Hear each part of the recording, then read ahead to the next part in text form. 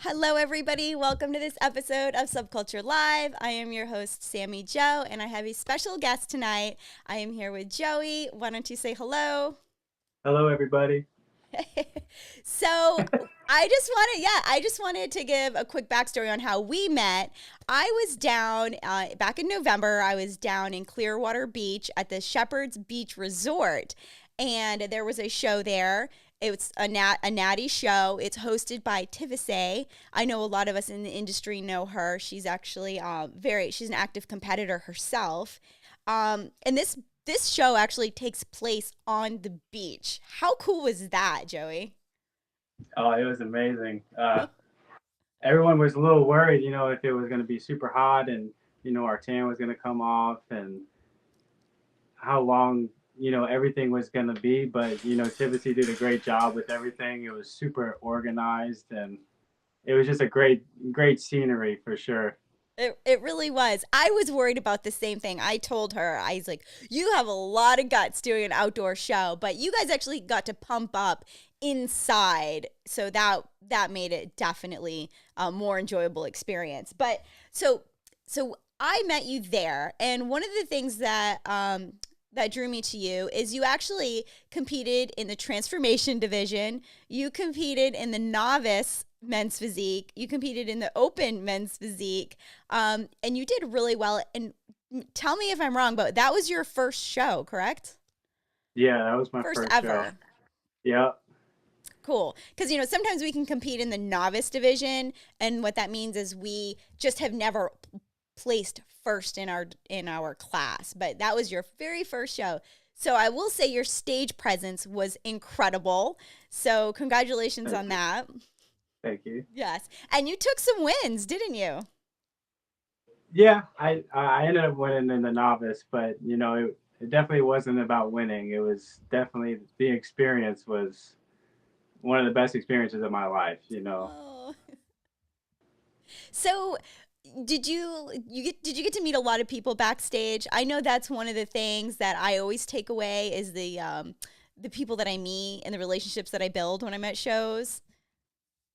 I met a few people. I wasn't super sociable like I usually am. I Right? was kind of zoned in and I was super nervous, my first time. I didn't know what to expect. I didn't know Right. how things were gonna go. So I was kind of just in my own little world. Right. And Right. after I think the transformation I did first, so after that, a lot of people came up to me and talked to me, and I met a few cool people. Yeah, yeah. So one of the things, I'm actually going to run some stage footage of you from that event because I was there. And tell me, like, like you already told us you were super nervous, but tell me some of the things that you were feeling when you were on stage. Here we go. And you look fantastic, by the way. I was blown away by how many people were in the crowd because you didn't really see it when you're walking up, but once you get on that stage right in the front, you're like, dang, that's a lot of people, a lot of eyes on you. Don't Yes, fall. yes. But you kept a smile. You kept a smile on your face. Yeah, no, great back shot. So yeah, this whole little amphitheater thing, you guys, this is right outside, and behind it, it was the beach. So really neat show. I'm really glad you got to experience it, and I'm glad I got to meet you at this show. I know we spoke there. I was like, I want to have you on my podcast. But the thing I really want to emphasize is we're gonna do our quick little our little series with Alan with the ShiftEQ podcast. And when we come back, I really want to dig into your backstory and why this show was so special to you and how it really represents like recovery and your mindset and all of the things that came from the experience came out of the experiences that you've had in your past. So we're going to talk about that, but first I'm going to go ahead. I'm going to introduce Alan, and he is going to take over his short segment. It's the ShiftEQ podcast, and again, he's just a short segment. If you guys want more of Alan, you guys can go to his YouTube. You guys can find him on Spotify, and of course, you can follow him on Instagram. So I'm going to go ahead and bring him in. Um, but yes, Alan, we will be right back.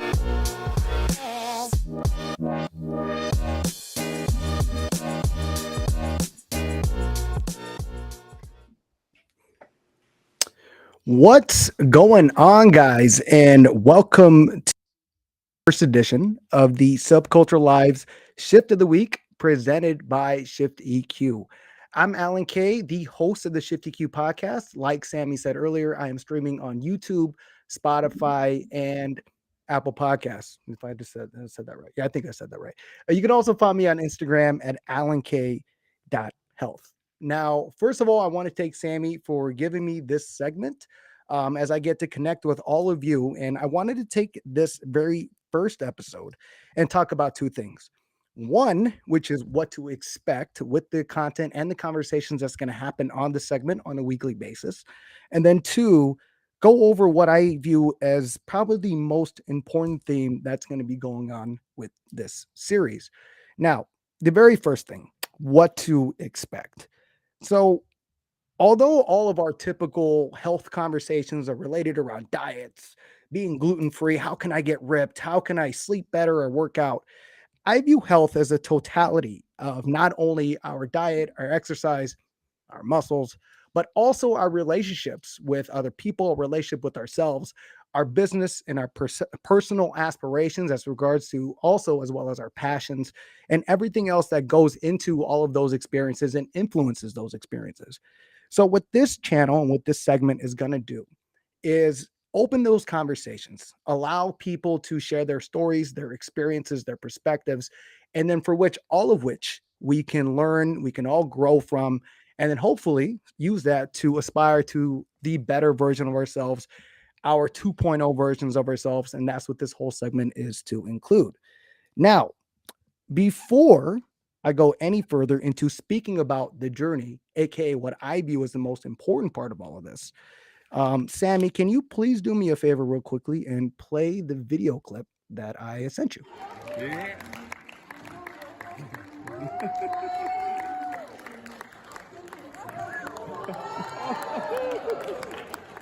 Woo! Okay. I know what you might be thinking. What in the world does a moonwalk on a competition stage have to do with the journey? Well, let me give you guys a little bit of a backstory and you guys will understand. So, first of all, if any of you guys have ever competed, you would know that there is an individual segment for which you have to go up there and you would flex your muscles and kind of do it to a music sequence, which is called the T walk. That is what you are seeing. Now, again, like I said, traditionally speaking, people flex their muscles, people do all the other things, but I wanted to be a little bit different. I wanted to make that be my own signature thing because it was my very first show. Now, before that moment even happened, I bet you would not have guessed that 3 hours prior to me moonwalking on stage, I was the biggest nervous ball of wreckage that you can ever see on a competition. See, that OCB Tucson 2021 in November was my very, very first competition. Not only did I show up to the stage and to the show all nervous, but I also didn't sleep the night prior. For anybody who has ever competed, you would know that there's a struggle that comes with trying to sleep at night when you have all this fake spray tan all over you while trying not to sweat it off, while trying not to tan anything else with everything you touch. And effectively, what you got to do is sleep like a starfish overnight. So prior to even getting to this first show, I was irritable. I was already nervous. And it wasn't until I got to the show that it changed everything, not only with regards to my competition experience, but also how I view that experience and that journey for other people. See, when I showed up, I thought I was there to compete against everybody else. I was there kind of like mean mugging, having a little bit of egotistical look and having a huge RBF. I didn't want people to think I was vulnerable or I was penetrable or anything like that to seem as competitive as possible. But when I started meeting people and I started talking to everyone and hearing their stories and hearing their journeys, also hearing about their nerves and that being their first show, it made me realize everyone that was in that competition was on their own respective journey. They were doing that competition for their own respective views, their own respective purposes. And to include my own journey being about something way more than that competition. I think a lot of us get caught up so much into things that we have yet to achieve, things that we are going after, that sometimes we forget the journey that took us even to get to that point in the first place. And Mhm. what I really wanted to open this segment up about, what I really wanted to start this weekly segue about is to understand that everyone, every single person is on your own respective journey. And regardless if your journey, part of your journey takes you to a competition, regardless if your journey takes you another accolade, regardless if you achieve that accolade, regardless of what place you have in that competition, it does not take away from everything that you developed, everything you worked for, and everything that got you to that point. And I'll tell you, you will never know where you're headed if you forget where you came from. And I'm not saying to dwell into the past. I'm not saying stay in it because, as they say, yesterday's home runs don't win today's games. But it behooves you to always at least be appreciative and be grounded with the experience of your journey. And at least always, every once in a while, appreciate why you even started. So thank you guys for this week. And then, Sammy, back to you guys. Thank you, Alan. All right. That moonwalk was awesome. Thank you. Thank you. That was Yes. awesome. Yes, that Smooth. was. So Joey, okay, so I started the show off by getting a little peek into some of your stage footage, really congratulating you for making it to the stage, competing in your first competition. But why don't you let the audience really get to know you and get to hear your backstory and really what makes you so special and what you have had to overcome to get to where you are today. And that beard. We love the beard. In the beard. No, Um, seriously, but go ahead. Go ahead. I'm going to let you take the floor. okay. So, um, I think everyone has, their backstory. Everyone faces some type of adversity. Um, I used to play basketball my whole life, and I got a scholarship to play basketball in college um, at Hillsborough Community College. I did 1 year there, and I got another scholarship to a university, Ave Maria University, for my second year. I went there, played. I got into some trouble, and I was arrested, and I got kicked off the team. I lost my scholarship. I got sent home, and I think that's when it all started. When I wanted to forget about all that, and I kind of got hooked on drugs, and I did drugs for almost 7 8 years, and I've been in loads of trouble. I've been arrested hundreds of times. Um, yeah, I forget a lot about what I was even doing some of the times, and I got really bad, and then in 2017 on July 4th, I was at Shepherd's, and that was one of the reasons why I did the show, because it was at Shepherd's, and So this story really did come full circle for you. But I want to ask you something really quick. So you had it all going for you. You're 6'3", you're playing basketball, you're on a scholarship. Somewhere along the line, you made a mistake, right? So what I guess my question would be for you, what were some of the things that you were thinking, when you first dabbled in drugs? Like, were you thinking, oh, I'll never get addicted to these? Or, like, what was your mindset when you first started out? I think I wasn't really thinking. Just, I was so used to having love for the sport of basketball. I would always play basketball. That was just who I was, right. and I didn't have that anymore. So I found a different outlet, and unfortunately, it was something that was a negative, Sure. and it made me forget about everything, and I didn't realize what I was doing, and I made a whole bunch of mistakes. Yeah. Yeah. So like basketball was your high. Like those were your endorphins. That was it. Being out on the court. And maybe these like this was like a supplement for you was was the drugs. That was like your new high. So you and then it just escalated and it sounds like it was just a lot of like you said, a lot of trouble that you were getting into. What was some was there ever a point where you were like, I have a problem, I'm addicted to drugs? Did you ever? I never really admitted it. I Right. probably deep down knew I was, but Mm-hmm. I just thought, oh, I'll be fine. I'll be fine. Like it didn't happen. In 2017, I was at Shepherd's and I took a whole bunch of drugs. I was drinking, and I went back to the house with a friend, and I was unresponsive in my room, in my in my room, and my friend came out. I was living with my parents, and she got my mom and said that Joey's not breathing. Joey's not breathing. So she came in, and my mom saw me on my floor, uh, not responding, and she was giving me CPR, and she's she was so hysterical. She told me that my brother had to take over until the ambulance came, and they rushed me to the hospital and shot me with Narcan, and thankfully I came back to life. And they said that I was unresponsive for 15 minutes, and that didn't even change me. I didn't. I got released 24 hours after the hospital, and I went back to go partying and right back to what I was doing. And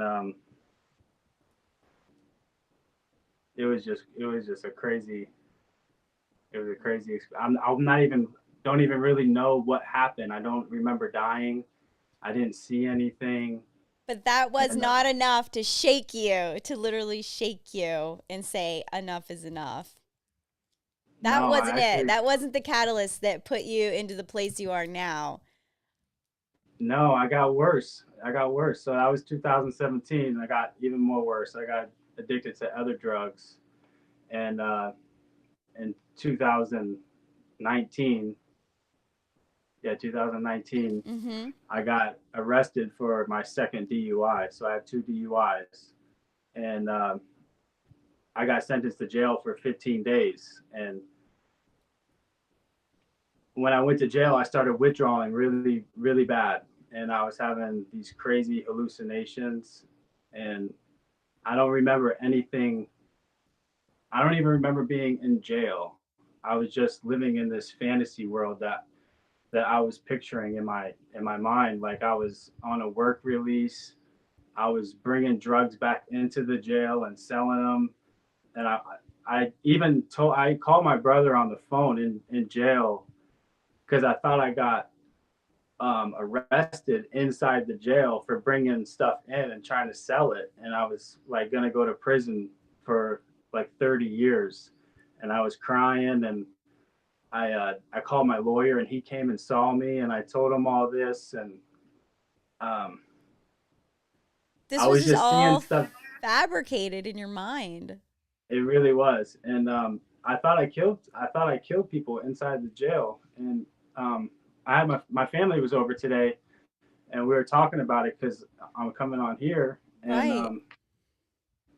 they, from what they were told, is that the SWAT came and restrained me in the medical ward of the jail, and I told them that I remember seeing hallucinations that I was holding the jail mat, trying to protect myself from these guards with riot shields, and Oh, I guess no. apparently that was actually real life, and they like body slammed me apparently, and I woke up with bruised wrists and ankles from the restraints. I woke up in the hospital, and I had IVs in my arms, and I was just looking a mess. I have a picture of it, and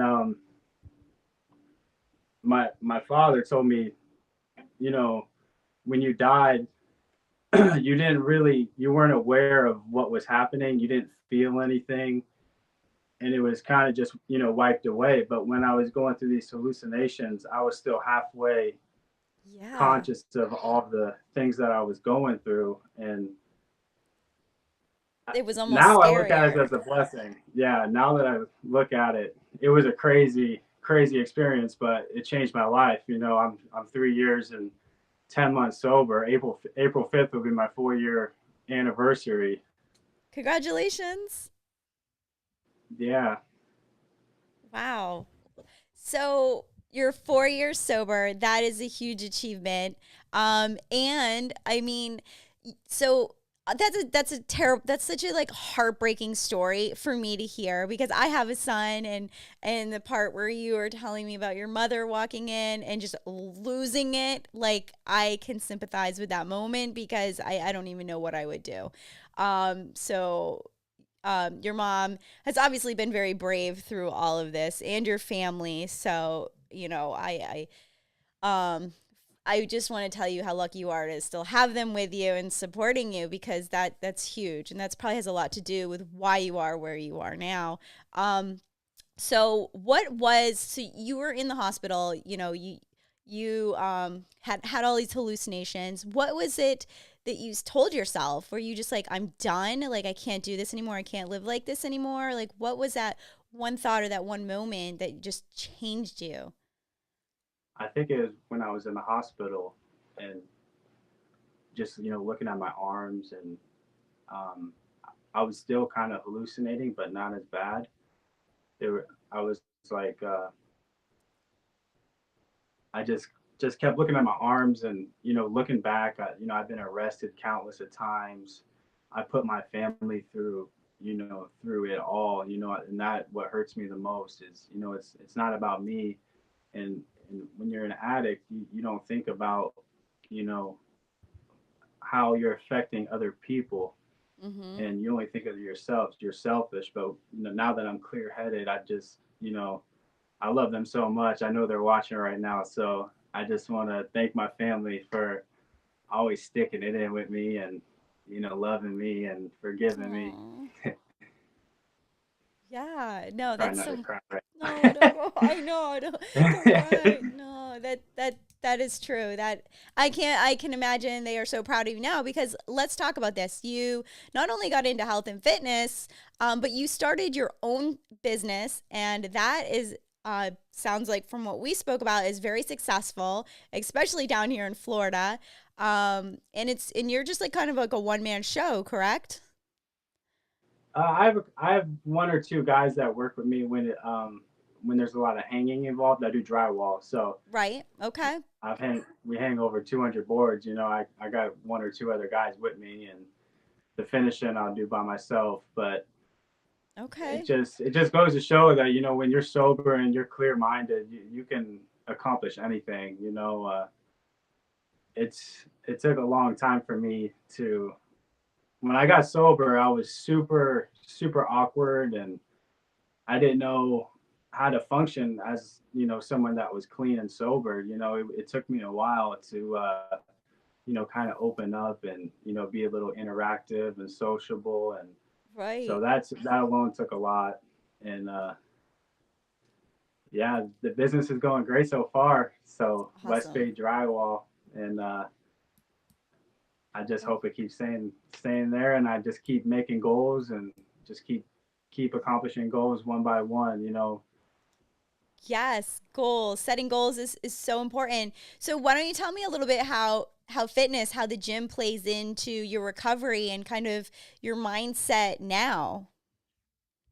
Fitness is the one of the best things that I ever decided to do. I worked out like here and there when I was younger playing basketball, but I never like really got into it. And when I got sober, I tried different hobbies. I tried finding a hobby. I did epoxy, and I was trying to do cooking, and I played Right. softball, and none of that stuck. And one day I kind of TikTok has been pretty big. I was watching TikTok. I kept Yeah. seeing fitness videos. I'm like, dang, this guy's huge, man. Like shredded, six pack, and I kept looking at myself in the mirror, and I'm like, man, I've never really, had a nice physique, and I want to try to do this, when I get older, I can say that, I did this. And fitness is definitely one of the best addictions I've ever had. I look forward to 5 o'clock every single day. I go to the gym, and it's the best stress relief. I met incredible people from the gym. The culture is awesome, Oh yeah. and yeah, fitness, it's more than just lifting weights. Just like what Alan was saying, it's you're taking care of your body. You're watching what you eat. I'm making sure I'm getting a haircut and looking good every single week, Hmm.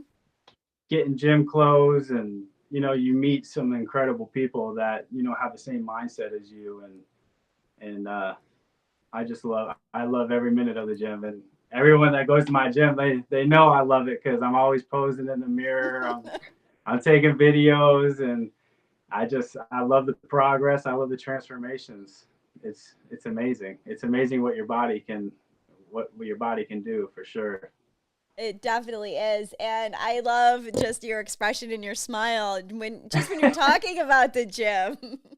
Oh, I love it, man. I swear I love it. I hope like I stay with this passion because I've only been consistent for about, I think, a year and 6 months now. I think it was July Oh, it's just the beginning. 14th, and yeah, I can't get enough of it. I That, really can't. that's The amazing. rest days are like the hardest part of the gym because I want to be in there so bad, but you gotta listen to your body sometimes. Absolutely. And you did it right your first show. Like you hired a coach, you did everything right. And we were talking the other day and you were like, you know what? I'm not doing any shows this year. I want to take a break and I want to make improvements in my physique. So as far as becoming a bodybuilder or, like men's physique competitor, classic physique competitor, I know that's your goal.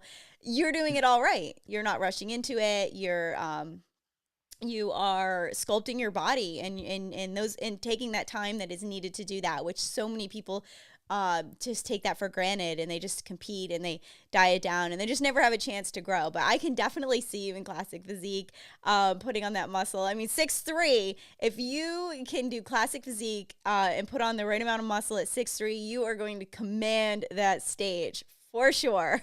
Yeah. They'll have no choice but to look at you. Yeah, so it was my first time competing, but I was originally only doing novice, and I kept training with my coach and doing the poses. I got a little better every session. I got to the point where I was like, man, okay, I look pretty damn good, and I'm doing a good job. So I'm gonna do another category. So I did the open. So I was like on the page, and I was reviewing like the ground rules or whatever, and I stumbled across the transformation, and I was like, man, I have a pretty good transformation. You And really do. I never told my story before to nobody. Like only my family knows, and maybe like one or two people knew. And I got up on that stage, and I told my story to over 200 people that I didn't even know for the first time in my whole life. And I remember when I got up there, I literally almost started crying, and I was gonna make a joke, saying like if I start crying, my tan's gonna come off. So, but yeah, I seen the opportunity for the transformation. I was like, man, I got to do it. It's time. And Well, ever since I have, you know, um, I feel so much better about myself. It feels like the weight's been lifted off me 100%. Now I'm super open about it. I'll tell yeah. anybody, and just hope that anybody's going through something that's similar to what I went through, that it is possible. And that's the message. So that's like the takeaway today is wow, this is like it's a pretty intense and it's a pretty dark story, but the light at the end of the tunnel, it's coming out of it. It's inspiration. It gives people hope and it lets people that might be going through some similar like adversities, like it lets them know that there is a way out, but in and health and fitness I think has a huge role in overcoming a lot of these things and staying in recovery mode. Like you said, it's your high. You look forward to going every night at 5 o'clock. Every So day. that's really the takeaway is I think sharing these stories and being open about them, is important. I think a lot of people keep things to themselves, maybe because they're embarrassed or they're ashamed, but sharing it it's healing. It sounds like it's healing for you to share it, right? It And really is. it can inspire a lot of people. So thank you for even coming on here tonight. I know you were a little nervous. And I Yeah. got the opportunity to see you share your story in front of the audience, and that was very powerful as well. So, Yeah, yeah, thank you for having me too. This of is course. awesome. This definitely.